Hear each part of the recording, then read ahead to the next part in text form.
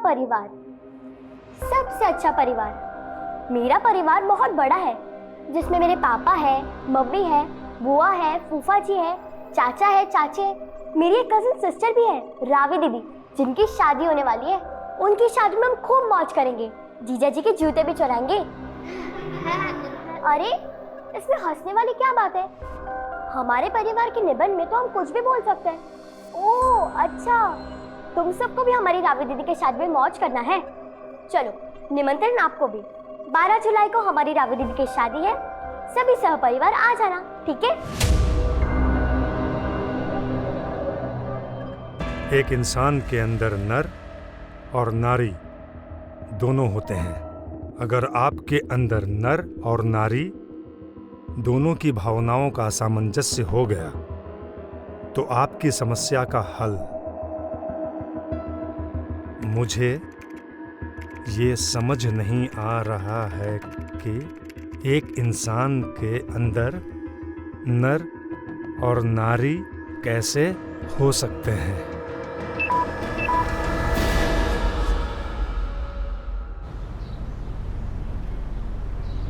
113, 114, 115, 116। जिंदगी भर पेट भरो और कसरत करो, काम धंधा तो कुछ है नहीं तुझे। अरे अरे भैया, अच्छा आप आ गए। हाँ बोल। हम आपसे कहने ही वाले थे, हमने ना एक आर्टिफिशियल ज्वेलरी का मस्त बिजनेस सोचा है। बहुत तगड़ा मार्जिन है, मात्र 20 लाख रुपए का इन्वेस्टमेंट है इसमें।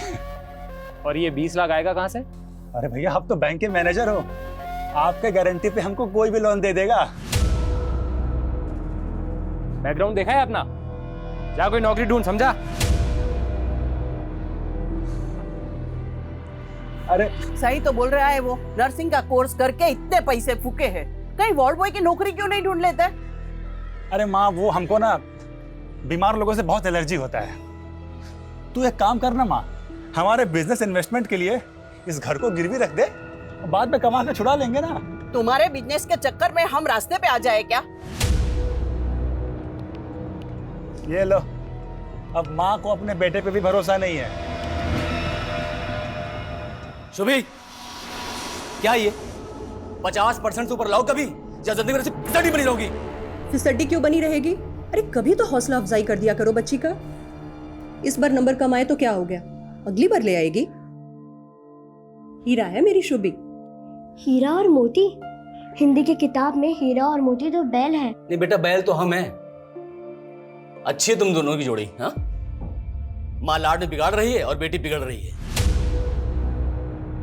अरे भगवान ने मुझे चांद सी बेटी दी है, अब क्या लाड भी ना करे? हाँ, चांद पे तो फिर भी दाग होते हैं, लेकिन हम तो पूरे गोरे हैं। बंद करो ये अपना माई सेल्फ का निबंध और जाके कुछ ऐसा करो जिससे लोग तुम्हारी तारीफ करें। हाय मोई मैया, न जाने कब हमसे खुश हो गई। अरे नीलम, जरा ठंडा पानी पिला। हाँ लाई दीदी। मौसम के साथ साथ तो महंगाई भी जला रही है, हर चीज महंगी हो गई है, पता है? बुआ जी, रावी दीदी का लहंगा नहीं लाए? अरे लहंगे से ज्यादा टेंशन तो हॉल का है। हॉल का टेंशन? क्या हो दीदी? अरे होना क्या है, हॉल वाले ने पैसे के लालच में किसी और को हॉल दे दिया। अरे ऐसे कैसे किया जीजा जी? अरे नीलम, शादी के सीजन में तो हर कोई कमीनेपन पे उतर आते हैं। अब नया हॉल देख रहे हैं तो पैसे बढ़ा बढ़ा कर मुंह खोल रहे हैं। अरे जीजी, क्या टेंशन है, हमारा मोहल्ला है ना, अरे यही बढ़िया लगाएंगे टेंट वेंट बढ़िया से और धूमधाम से शादी करेंगे अपनी भांजी की। दीदी खुश हो शादी से? कुछ तो होना ही पड़ेगा, अगर अपनी मन मर्जी चलाए तो जानवी मौसी जैसे हो जाएंगे। जानवी मौसी? उनके साथ क्या हुआ?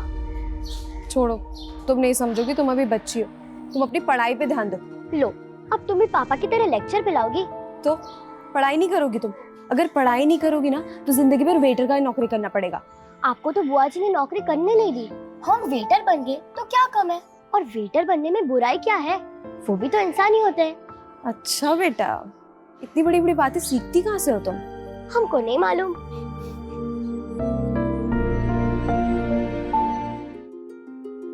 भाई कैटरिंग का सामान सब आ गया ना? सब आ गया। हाँ? और देखो बेटा संभाल के देखो, लाइटिंग का पूरा ध्यान रखना और गेट सामने क्या कर लगा रहे है, हो तुम? क्योंकि बारात उधर से आएगी, समझ रहे हो ना? आप चिंता मत करो, सब अच्छे से हो जाएगा। जीजा जी आप कहाँ इन चक्करों में फंसे हैं, हम करवाते हैं। अरे छोटे साले साहब, आपको तो करवाना ही है। अरे आप दोनों के होते हुए मुझे क्या चिंता? वानी तुम अंदर जाओ, जाके किरण दीदी और नीलम भाभी का हाथ बटाओ, जाओ। अरे अरे अरे डॉक्टर साहब, अरे अरे अरे क्या कर रहे हैं आप? है वही जो शादी के घरों में होता है, मिल बांट कर काम करने से सब हो जाता है। अरे वाह डॉक्टर साहब, बहुत बढ़िया।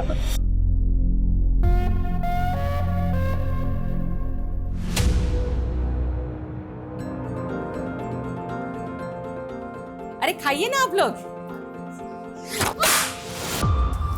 दिखाई नहीं देता, दिन ब दिन फुदकती रहती है तू। हाँ, बुआ जी जानबूझ के नहीं किया, और आप सबके सामने से चिल्ला रही है।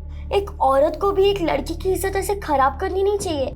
शुभी, बड़ों से ऐसे बात करते हैं क्या? तू क्या देख रही है? साफ करिए। रहने दो ना दीदी, वो शायद पेट से है। सच्ची चाची, हमारी और एक कजिन आने वाली है। पक्का नहीं है अभी। पक्का नहीं है मतलब? वो हमें ऐसा लग रहा है, लेकिन टेस्ट करवाना बाकी है। टेस्ट तो 2 मिनट में हो जाएगा। टीवी पे ऐड आती है ना प्रेगनेंसी किट वाली। नीलम, संभालो अपनी लड़की को। इस उम्र में क्या क्या सीख रही है पता नहीं। ये तो रावी दीदी ने बताया मुझे।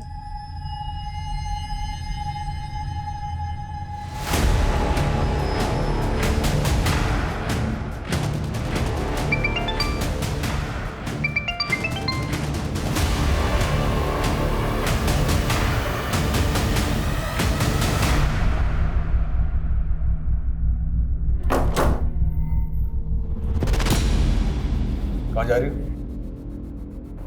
वो हम आपको बताने ही वाले थे। हमारी दूर की किरण दीदी है ना, उनकी बेटी की शादी का कार्ड आया था। ये देखिए, एक दिन पहले ही आने के लिए बोला है। आपको भी बुलाया। अब याद आ रही है उन्हें तुम्हारी? और तुम्हें कितनी बार बताना पड़ेगा कि तुम्हारा नाम ये जानवी नहीं फरीदा है।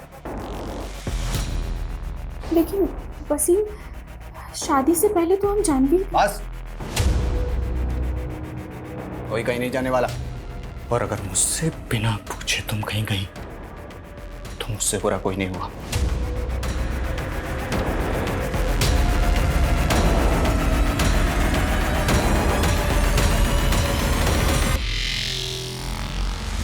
अरे ये क्या कर रही हो तुम? पागल है क्या? जाने दीजिए ना दीदी, बच्ची है। हाँ तो एक दिन मेरी भी तो शादी होगी। चल ठीक है, जब होगी तब होगी। दीदी की शादी में जाके डांस कर। हाँ भाई हाँ, हाँ भाई हाँ, दुल्हन की बहना क्या लाई? चांद और तारे ढेर सारे। हाँ भाई हाँ, हाँ भाई हाँ, दुल्हन की चाची क्या लाई? चाची, वो लाई तो है कुछ, लेकिन उनका अभी पक्का नहीं।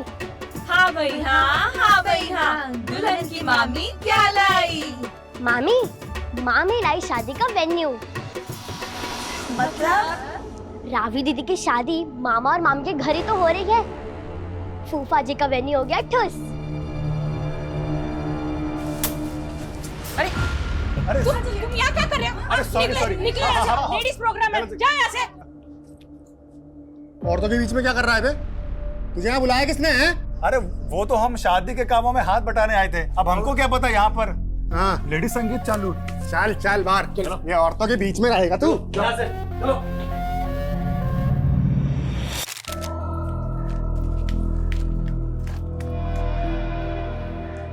क्या हुआ विष्णु भैया, फूल क्यों तोड़ रहे हो?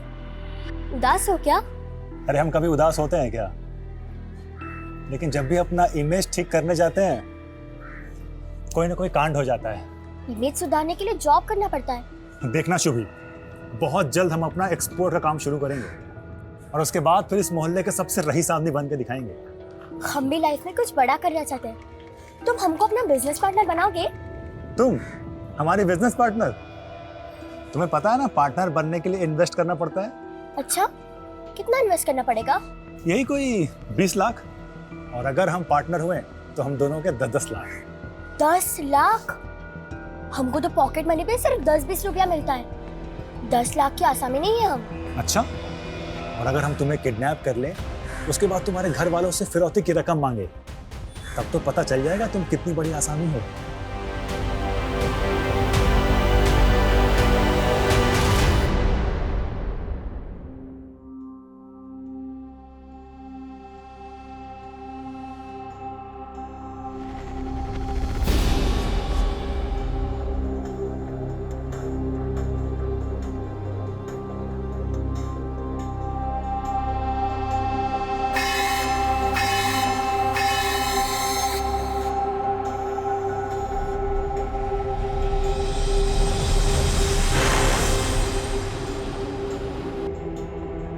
चाबी, ये लो तुम्हारी चाय। शुभी, शुभी, बाथरूम में है क्या? नहीं, वो तो यहाँ नहीं है। रात को तुम्हारे साथ ही सोई थी ना?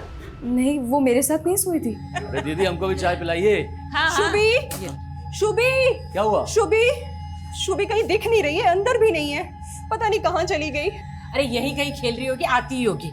क्या हुआ? जीजा जी, शुभी बाहर कहीं दिखी क्या? अंदर कहीं नहीं है। ये बाहर तो नहीं दिखी हो। अरे तुम चिंता मत करो, हम देख के आते हैं। जी जी आइए। चलो आओ।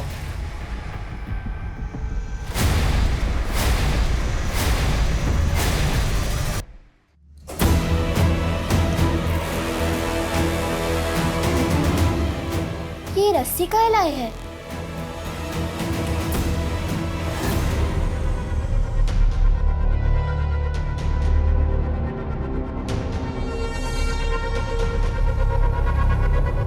शांत हो जाओ, आ जाएगी वो।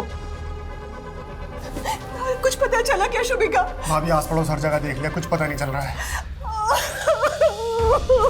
शांत हो जाओ। जी जी बहुत हो गया, हम तो कह रहे हैं कि पुलिस में रिपोर्ट दर्ज करवा देते हैं। देखो अशोक, शादी का घर है, ऐसे में पुलिस का आना अच्छा नहीं रहेगा। एक काम करते हैं, हम लोग फिर से ढूंढते हैं, अरे मिल जाएगी। जी सुबह से ढूंढ ही तो रहे हैं, शाम हो गई अब तक कहाँ मिली है। हमको तो लग रहा है कि इसके साथ कुछ बुरा ना हो गया।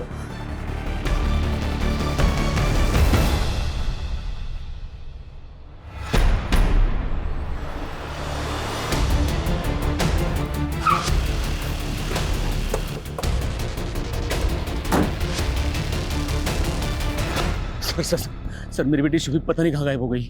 आपने उसे आखिरी बार कब देखा था? सर कल रात वो अपनी बहन रावी के साथ उस कमरे में सोई थी। सर कल हम बहुत ज़्यादा थके हुए थे, इसलिए हम 9 बजे ही सो गए थे। हमें नहीं पता वो कब आई और कब गई थी। तो आपने भी शुभी को रात को नहीं देखा था? नहीं सर, पर जब हम सुबह उठे तो शुभी नहीं थी हमारे कमरे में। सर कल मेरी बेटी की शादी है, बच्ची को जल्द से जल्द ढूंढ दीजिए। आप फिक्र मत कीजिए, हम ढूंढ लेंगे उसे।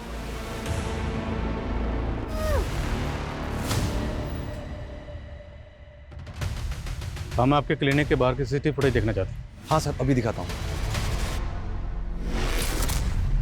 अरे ये तो विष्णु है सर। कौन है विष्णु? हमारे ही मोहल्ले का लड़का है सर।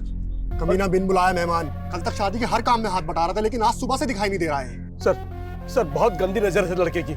सर कल औरतों के फंक्शन में घुस गया था। बीच में, यहाँ औरतों के बीच में। चल इधर बाहर। घर कहाँ है इसका विष्णु का? जी साहब, विष्णु का है? जी साहब, हम हैं विष्णु। शुभी कहाँ है? शुभी? वो रात को आखिरी बार तेरे साथ देखी गई थी। हमारे साथ? तूने गायब किया ना उसको? अरे सर ये कैसी बातें कर रहे हैं आप? पूरा घर चित्रा से चेक करो। ओ अरे साहब, यहाँ नहीं है शुभी। तो फिर कहाँ है? बोलना विष्णु। अरे सर हमें कैसे पता शुभी कहाँ है? अरे सर गलतफहमी हो रही है। सर सुनिए तो। सर समय बर्बाद होगा, हम कह रहे हैं ना। समय तो हमारा बर्बाद कर रहा है। 24 घंटे से ज्यादा हो गए बच्ची को गायब हुए। बोल, उस रात शुभी को लेकर कहाँ गया था? अरे सर हम कहीं नहीं ले गए थे, वो तो बस रास्ते में मिल गई, इसलिए थोड़ी बातचीत हो गई बस। शुभी इतनी रात को यहाँ क्या कर रही है? जा घर जा। घर का तो सर्कस बन गया विष्णु भैया, और ऊपर से हमारे पापा ने तेरी पिटाई की ना? पिटाई करते तो इतना गुस्सा नहीं आता जितना गुस्सा आज उनको एक औरत के साथ देख के आया है। सर शुभी कह रही थी कि उसके पापा का किसी के साथ चक्कर चल रहा है। बोल शुभी कहाँ, वरना हड्डी बसली कर देंगे। अरे सर मुझे सच में नहीं पता, मैं कह रहा हूँ ना, आप यकीन करिए मेरा।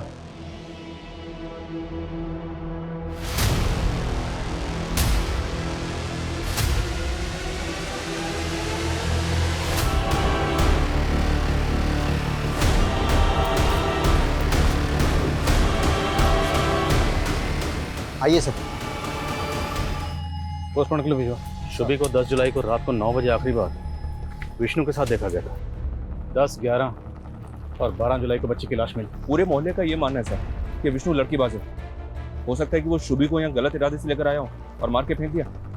और आज शुभी की कजिन रावी की शादी है, फैमिली को पता चलेगा तो सख्ती में आ जाएगी। पर बताना तो पड़ेगा ना।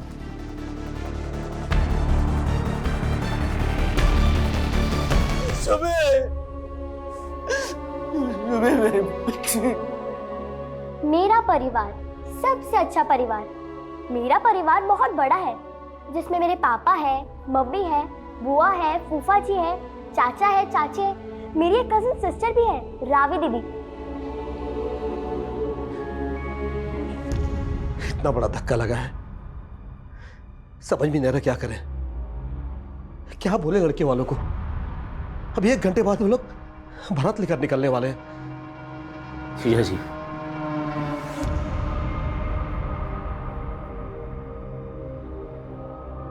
बारात आने दीजिए। सूतक तो हमारे यहां लगा है। आप रावी बिटिया की शादी पूरा कीजिए।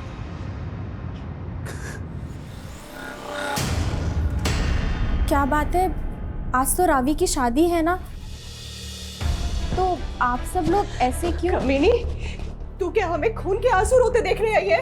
बस कीजिए नीलम भाभी, ये आप क्या बोल रही हैं? हमें तो किरण दीदी ने न्योता दिया था, माना कि हमने खानदान के खिलाफ जाकर वसीम से शादी की, लेकिन हूँ तो आप ही की रिश्तेदार ना। लेकिन हुआ क्या है?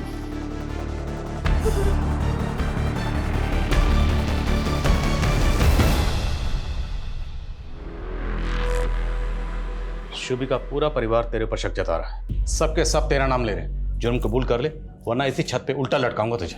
अब जबरदस्ती हमको तोड़कर गुनाह कबूल कराना चाहते हैं। हमको फांसी पे चढ़ा के आपको मेडल मिल जाएगा। ओए, नौटंकी मत कर। अगर आपको नौटंकी लगता है तो आप करिए कार्रवाई, लेकिन सर आपको बता देते हैं, आज का दिन 12 जुलाई आपके करियर का काला दिन होगा।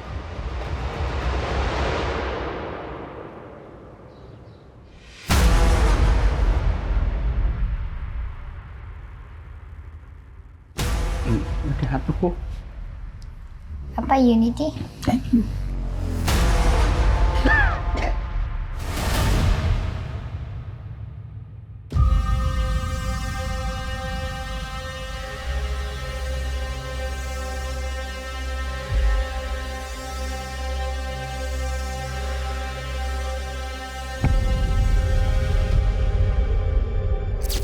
रावी दीदी, हमारी टीचर कहती है कि इंसान चाहे किसी भी कम्युनिटी का हो, कम्युनिटी अच्छी बुरी नहीं होती, अच्छी बुरी तो लोग होते हैं, और हमें जानवी माँ से बुरी नहीं लगती। हाँ, लेकिन हमारी फैमिली को तो बुरी लगती है ना। और मालूम है, अब उनका नाम जानवी नहीं है, फरीदा है।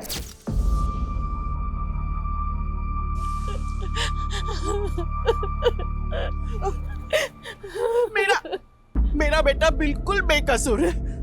किरण, तू तो उसको बचपन से जानती है, वो क्यों ज़ूबी का खून करेगा? काकी, ज्यादा ममता का नाटक मत कीजिए। आप भी जानती है आपके बेटे का ये पहला कत्ल नहीं है। जाइए अब, चलो चलो।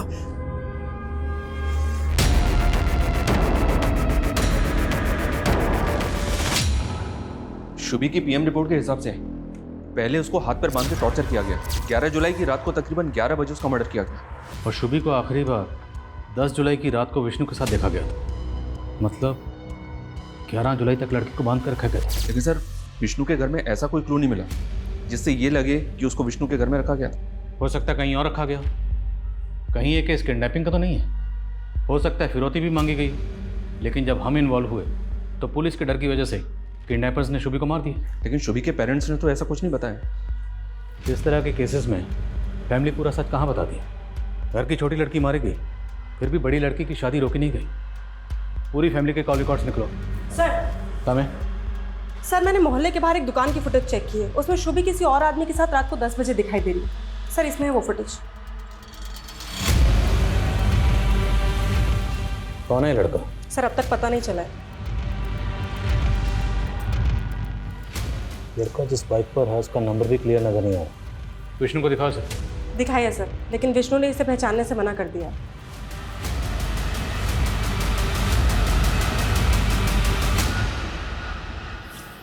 बोला था ना तुझे कि तू वहां नहीं जाएगी।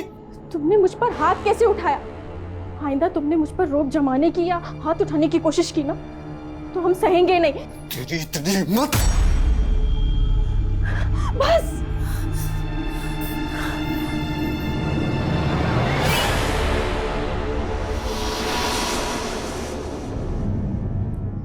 उस रात शुभी इस लड़के से भी मिली थी। कौन है ये, आप जानते हैं इसे? हम इसे नहीं पहचानते।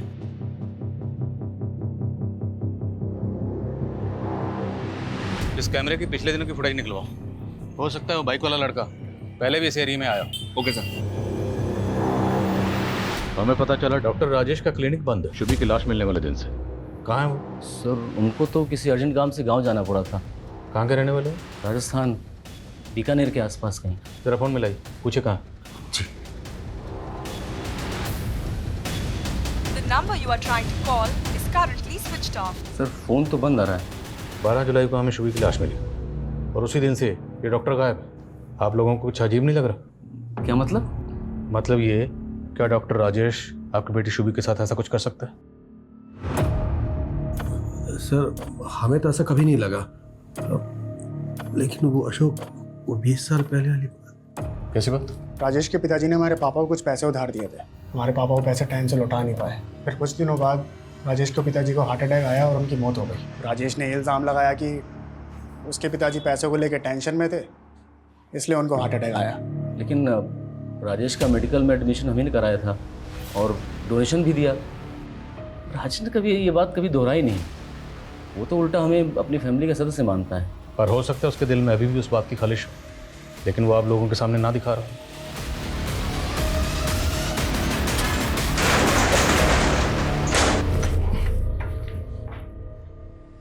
लाइट ऑन करो।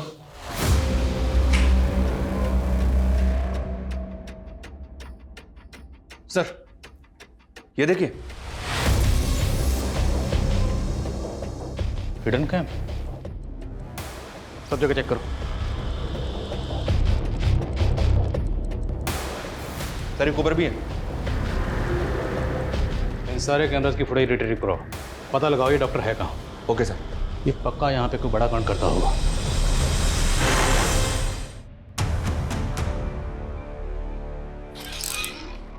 सर समय उस बाइक वाले लड़के के बारे में तो कुछ पता नहीं चला है, लेकिन डॉक्टर के क्लिनिक में जो हिडन कैमरास थे उनकी फुटेज में एक चौंकाने वाली बात पता चली है।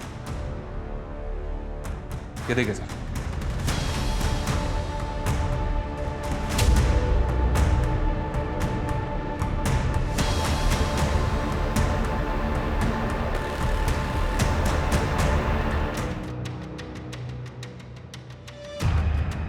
इस लेडी को तो मैंने शुभी के घर पे देखा। क्या सर, ये शुभी की चाची है, वानी नाम इनका।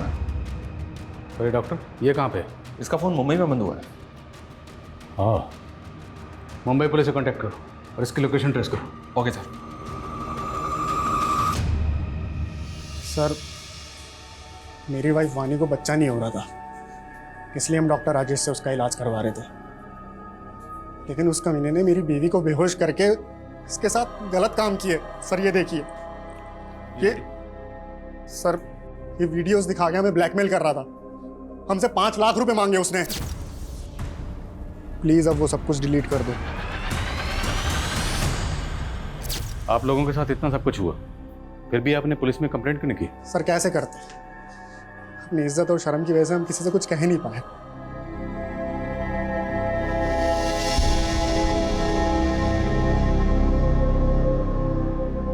शुभी तू कितना बोलती है बेटा, तुझे क्या जरूरत थी सबके सामने ये बोलने की कि फूफा जी का वेन्यू ठुस हो गया?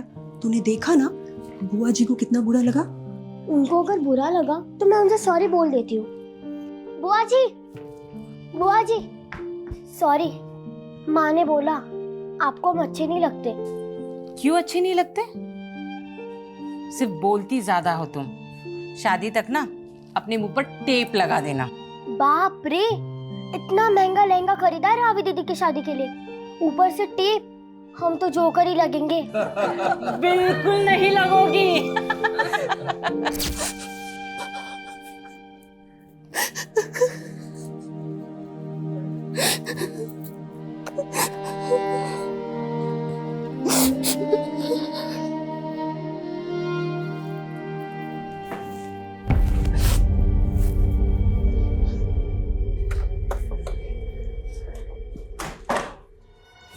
सर ये विष्णु तो पहले भी जेल जा चुका है। 10 साल पहले का केस है। विष्णु अपने कॉलेज की एक लड़की को भगा के हिमाचल ले गया था।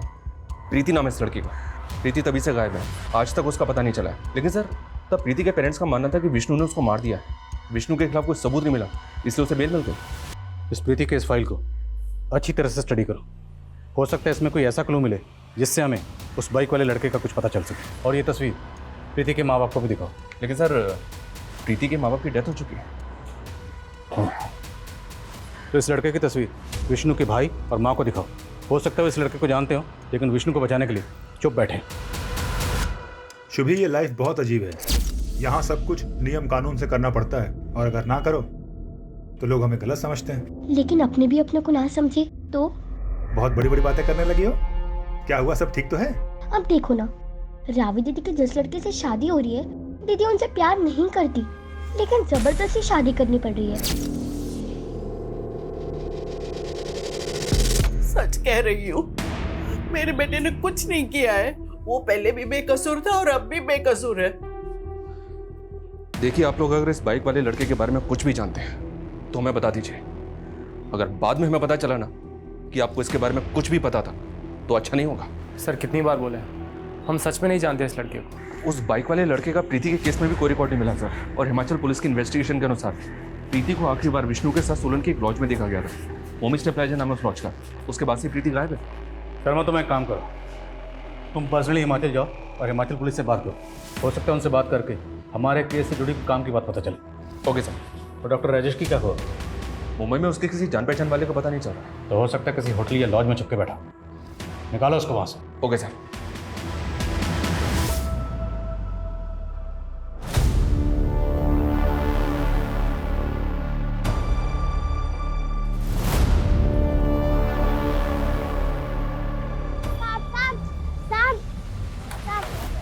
कुछ पैसे दे दो ना, बहुत भूख लगी है। पिज्जा खाना है? चल बैठ जा अंदर। 10 साल पहले प्रीति नाम की ये लड़की आपके होटल से गायब हुई थी, आपको तो याद ही होगा। हाँ, तब भी पुलिस ने हमें काफ़ी परेशान किया था। दरअसल प्रीति नाम की ये लड़की विष्णु नाम के इस लड़के के साथ यहाँ पे आई थी। अब ये लड़का एक बच्ची के मर्डर केस में भी सस्पेक्ट है। हमें ऐसा लग रहा है कि ये लड़का इस लड़के को जानता है। क्या 10 साल पहले ये लड़का आपने कभी यहाँ देखा था? सर इतना कहाँ याद रहता है, लेकिन सर एक बात है जो इस केस के 2-3 साल बाद की है। कैसी बात? सर ये तो मैं कह नहीं सकता ये मेरा भ्रम था या सच। उस दौरान मैं कसोल में था, तभी मैंने वो लड़की को वहाँ पर देखा था। कौन लड़की? आप प्रीति की बात कर रहे हैं ना? हाँ, तभी ये किसी दूसरे लड़के के साथ में थी। वो दूसरा लड़का कौन? कहीं ये तो नहीं? नहीं सर, ये नहीं हो सकता। वो लड़का तो फॉरेनर था। लेकिन शर्मा, अगर होटल मालिक खुद ही श्योर नहीं है कि वो लड़की प्रीति है या नहीं, तो फिर वहाँ रुक के वक्त ज़ाया करने का मतलब ही नहीं। वापस आ जाओ। सर, डॉक्टर राजेश को मुंबई पुलिस ने गिरफ्तार कर लिया। सर ये बात सच है कि मैंने पंकज और वानी को ब्लैकमेल किया था। सर मैंने शुभी को नहीं मारा सर। हाँ? भागा क्यों था? सर मैं डर गया था कि कहीं पंकज और वानी मेरे खिलाफ। तूने उनके साथ जो किया है उसके लिए अलग से तेरी सेवा करेंगे। पहले रुक, पहले ये बता ये लड़का कौन है? तो तुम्हें अबॉर्शन करवाना है। तुम्हारी मम्मी को पता है इसके बारे में? नहीं अंकल, मैं उनको कैसे बताऊंगी, और आप भी मत बताइएगा प्लीज। ठीक है, नहीं बताऊंगा। पहले ये बताओ कि इस बच्चे का फादर कौन है। उससे बिना मिले मैं अबॉर्शन नहीं करूंगा। अहमद।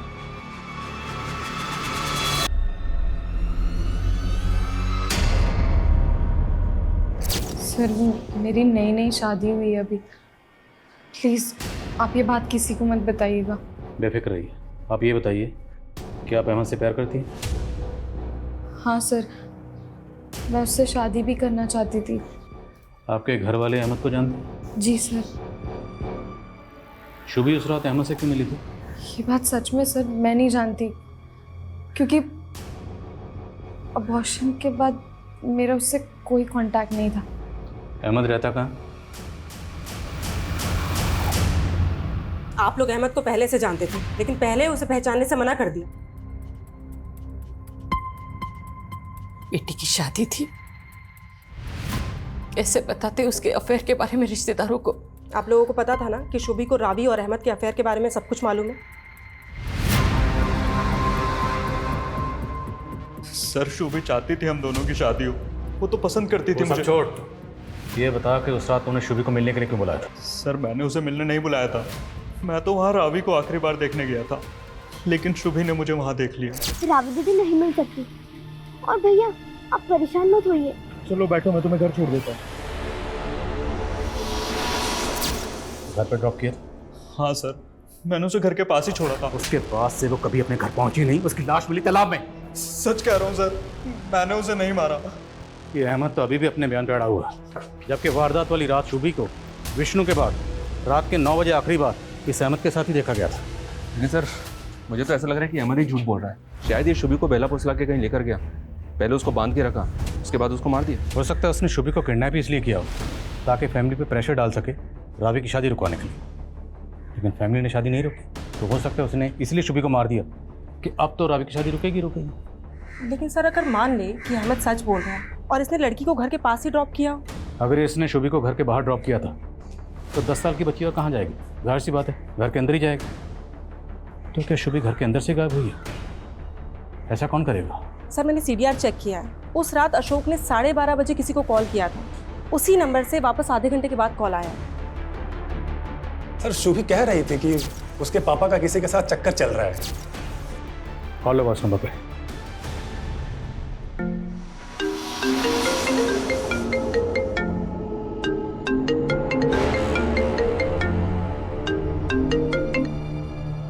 सर कोई फ़ोन नहीं उठा रहा है। पता करो नंबर किसका है। सर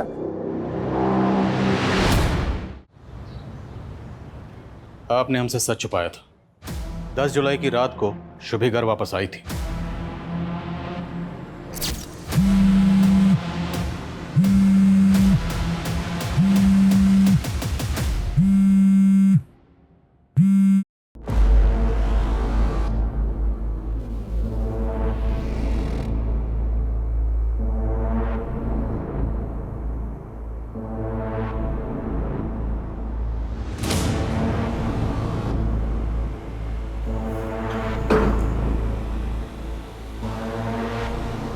उसके बाद हमारे और अशोक के बीच में झगड़ा हुआ।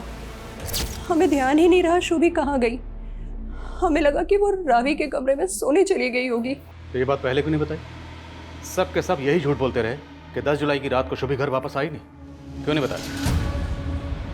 हम किस मुंह से कहते कि हमारे पति हमें धोखा दे रहे हैं? कम से कम अब तो आप ये बता सकती है ना कि आपकी बेटी शुभी को किसने मारा था? शुभी बेटी थी हमारी सर। मानते हैं कि उसे हमारे और जानवी के रिश्ते के बारे में पता चल गया था। जानवी ये दूर की सही, लेकिन रिश्ते में तुम्हारी बहन लगती थी। जो आदमी ऐसा रिश्ता जोड़ सकता है कुछ भी कर सकता है। जानवी दूर की रिश्तेदार थी हमारी। शादी के पहले मुझसे प्यार करते थे, हम मानते हैं, लेकिन हमारे पापा को रिश्ता मंजूर नहीं था, वो खिलाफ थे इसके। और जानवी वसीम के प्यार में पड़ गई थी, लेकिन वो इस शादी से खुश नहीं थी। वो तो आना चाहती थी 2 दिन के लिए शादी के घर में, लेकिन उसके पति ने उसे आने नहीं दिया। तुम तो शादी के बहाने भी आ सकती थी, ऐसे चोरी छिपे आने की क्या जरूरत थी? वसीम मुझे आने नहीं देता, बहुत मारता है मुझे। काश हम दोनों ने भागकर शादी कर ली होती। जो कुछ भी हुआ उसे नीलम को समझा पाना हमारे लिए बहुत मुश्किल है सर। हम तो उसी में उलझे रहे। सर मुझे नहीं जाना चाहिए था वहाँ, सारी गलती मेरी है। तो तुमने मार दिया शुभी को? नहीं सर, मैंने ऐसा कुछ नहीं किया है। देखो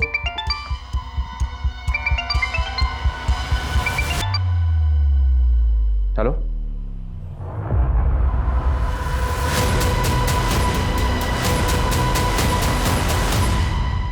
ये सब के सब झूठ बोल रहे हैं। हमें जुर्म साबित करने के लिए पुख्ता सबूतों की जरूरत है। सर हमें हिमाचल पुलिस का फोन आया था। प्रीति जिसको विष्णु भगा के ले गया था वो जिंदा है। प्रीति जिंदा है? जी सर। हिमाचल की खबरों ने बताया कि वो कसोल के एक आश्रम में रह रही थी। हिमाचल पुलिस ने आज ही उसको आश्रम से अरेस्ट किया।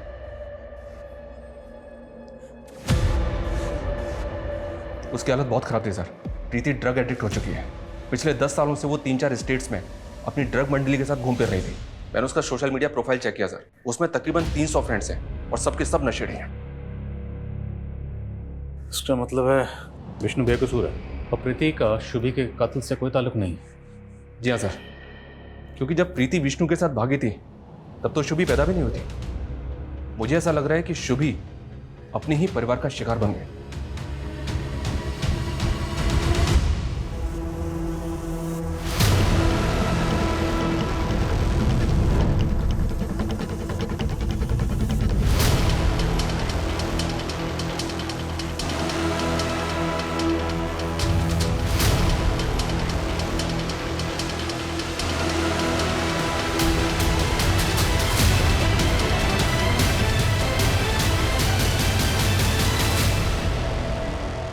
सर हमें सर, शुभी का मर्डर हुआ 1 महीना हो गया है। पिछले 1 महीने में अलग अलग शहरों में कुछ ऐसे क्राइम्स हुए हैं जो वाकई अजीब हैं। 12 जुलाई को प्रीति की लाश मिली। उसी दिन भोपाल में एक फैमिली ने जहर खा के सुसाइड कर लिया था सर। और 14 जुलाई को जयपुर में एक लड़की ने सोशल मीडिया पर लाइव आके सुसाइड किया। 18 जुलाई को राजकोट में एक आदमी ने अपने मेंटली रिटार्डेड बेटे को सीमेंट में चिन दिया था ताकि वो ठीक हो जाए। और एक केस में बरेली में एक 10 साल की बेघर बच्ची का मर्डर करके उसका लीवर गायब कर दिया गया था। क्या क्या हो रहा है इस दुनिया में? इन सारे केसेस का शुभी के केस से क्या कनेक्शन है? गिल्टी प्लेजर्स नाम का एक सोशल मीडिया ग्रुप है सर। इन सारे क्राइम्स का ये कॉमन लिंक है।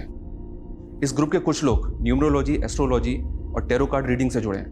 ग्रुप के किसी भी मेंबर को कोई प्रॉब्लम होती है तो वो ग्रुप में शेयर करता है और ग्रुप के कुछ लोग ऐसा सॉल्यूशन बताते हैं जो वाकई में बहुत अजीब है। ये सारे क्राइम्स इन बेवकूफ़ लोगों की वजह से ही हुआ सर।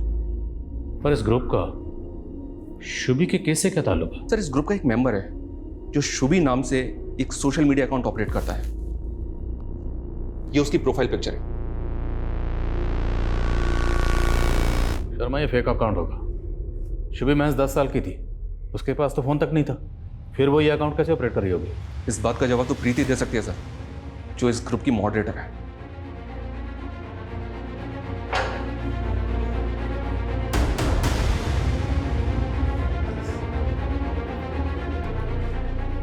ये शुभी नाम का सोशल मीडिया अकाउंट किसका? कौन ऑपरेट कर रहा था इसे?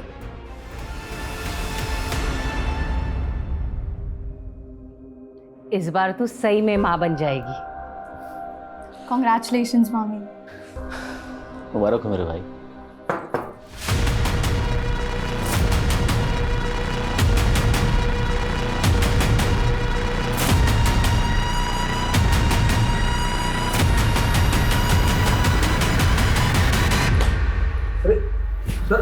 सर, अरे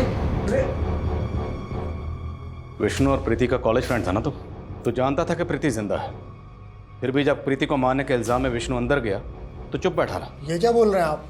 प्रीति जिंदा है? पर ये तू भी अच्छी तरह से जानता है।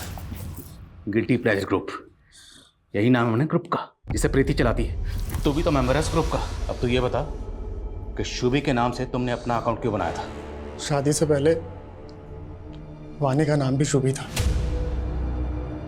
शुभी के पैदा होने पर वानी ने उसको ये नाम दिया था।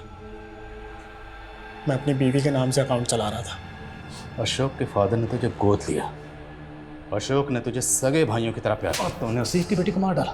क्यों? क्योंकि तेरी अपनी औलाद नहीं हो रही थी और तूने इस प्रॉब्लम का सॉल्यूशन पूछा उस ग्रुप में। यही सच है ना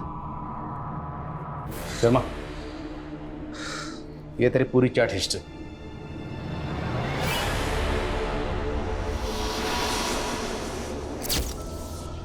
आदमी के अंदर नारी और मैं बच्चा कैसे पैदा कर सकता हूँ?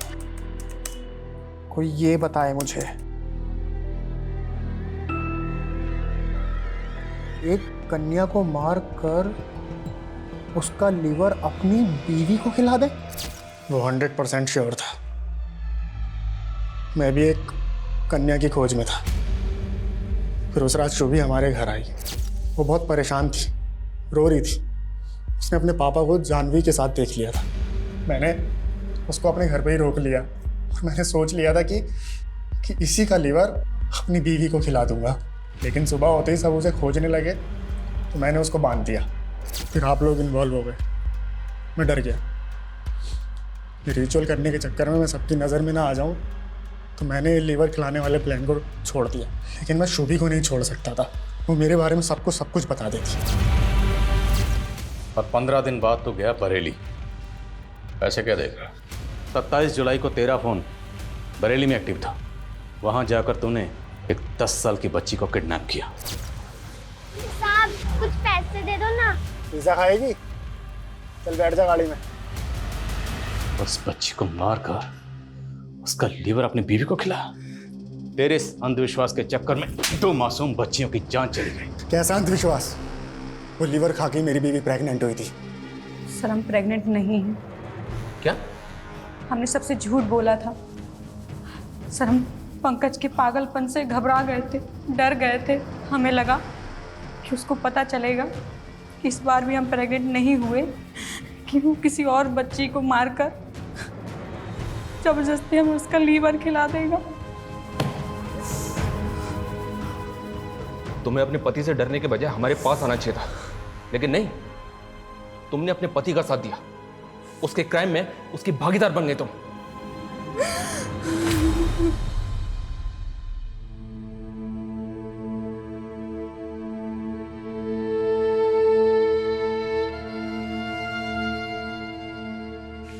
ऐसा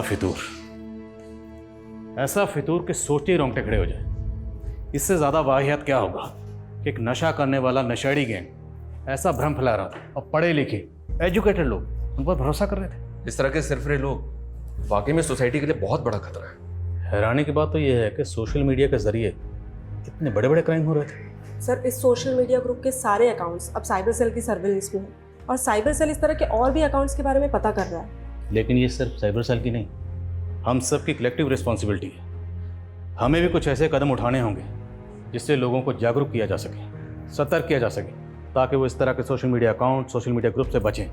और अगर उन्हें कोई सोशल मीडिया अकाउंट या ग्रुप सस्पिशियस लगे तो तुरंत इसकी रिपोर्ट करें, वरना लोग ज़्यादातर सोचते ही रह जाते हैं और जुर्म घट जाता है। और शुभी के केस में यही हुआ।